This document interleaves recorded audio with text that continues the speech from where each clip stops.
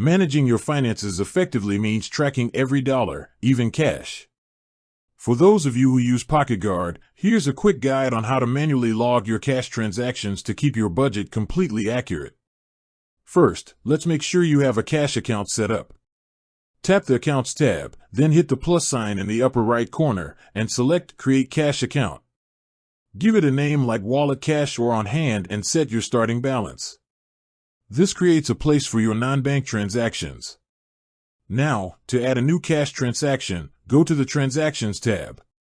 Look for the plus sign icon and tap it. You'll be prompted to choose the transaction type, expense or income.